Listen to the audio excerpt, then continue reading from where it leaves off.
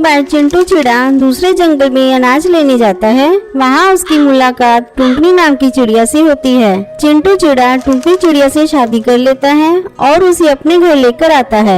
चिंटू की माँ टुन्नी अपनी बहू टुनटुनी को देखकर बहुत ही ज्यादा खुश होती है।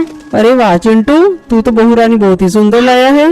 माँ, अगर मैं तुम्हारे भरोसे रहता तो तू केवल घरेलू बहू ही ढूंढ कर लेकर आती। तो क्या कमबख्त, इसे लाया है तो क्या ये घर का काम नहीं करेगी? माँ जी, ये आप कैसी बातें कर रही हैं? मैं आप सबकी सेवा करूँगी। बहू, तुम्हारे ये सोने के जेवर कितने सुंदर हैं और तुमने कितना सारा जेवर पहन रखे हैं। लगता है तुम्हारे घर वाले बहुत ही ज्यादा अमीर हैं। हाँ माँ जी, वो तो है।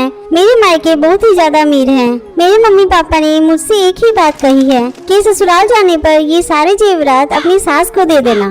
ये सुनकर टुनी खुश हो जाती है। अरे चिंटू, तेरी बीवी तो सुंदर होने के साथ साथ समझदार भी है। थोड़ी देर बाद, माँ जी ये लीजिए मेरे सारे सोने के जेवर, इसे आप अपनी अलमीरा में रख लीजिए।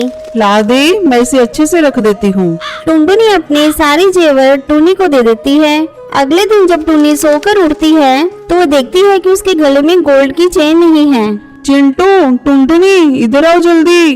क्या बात है माँ, सुबह सुबह किस बात के लिए शोर मचा रही हो?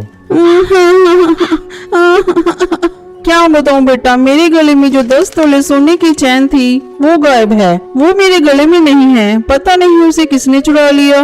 माँ जी, आपकी चैन चुराएगा कौन? याद करके देखिए आपने उसे कहीं रख तो नहीं दिया। अरे नहीं बहू, मैंने जब उसे उतारा ही नहीं तो रखने का सवाल ही नहीं होता।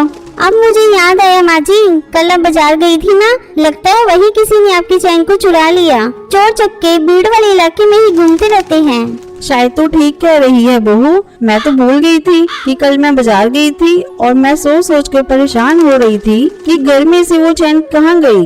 तब चिंटू कहता है, माँ, मैं देख रहा हूँ आजकल तू भुलक्कड़ होती जा रही हो। ऐसा करो, घर की सारी चाबियाँ टुनटुनी को दे दो। हाँ बेटा, तू सही कह रहा है, मैं अभी सारी चाबियाँ टुनटुनी को दे देती हूँ। टुनी घर की सारी चाबियाँ टुनटुनी को दे देती है। माँ जी, मैं ये सारी चाबियों को लेकर क्या करूँगी, इसे आप ही रखिए। अरे नहीं बहू, इसे अब तू ही संभाल। देख रही है ना मेरी याददाश्त कितनी कमजोर होती जा रही है। इसी तरह कई महीने गुजर जाते हैं। टुनटुनी पूरे परिवार पर अपना विश्वास जमा लेती है। जब चिंटू एक सुबह अनाज बेचने के लिए जा रहा होता है तब उसे एक भी अनाज की बोरी नहीं मिलती।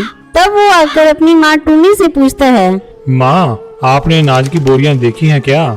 नहीं बेटा, मैंने तो नहीं देखी। बहू से पूछ ले, क्या पता उसी ने कहीं रख दिया हो। नहीं माँ, टुनटुनी को भी नहीं पता।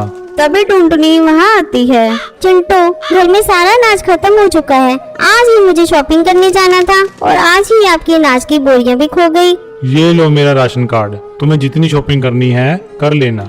टुनटुनी राशन कार्ड पाकर बहुत ही खुश होती है और चिंटू अनाज लेने के लिए जंगल चला जाता है। अचानक जंगल में चिंटू के मोबाइल पर एक SMS आता है। वो घबराकर जल्दी से माँ को फोन लगाता है। तब टुनी बताती है, बेटा मैं तुम्हें अभी फोन करने ही वाली थी, किसी ने सारे जेवर चुरा लिए।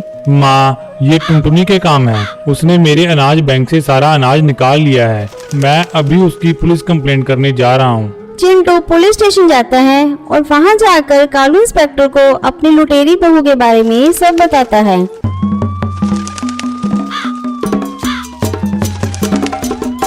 कुछ ही दिनों में लुटेरी चिड़िया गिरफ्तार हो जाती है।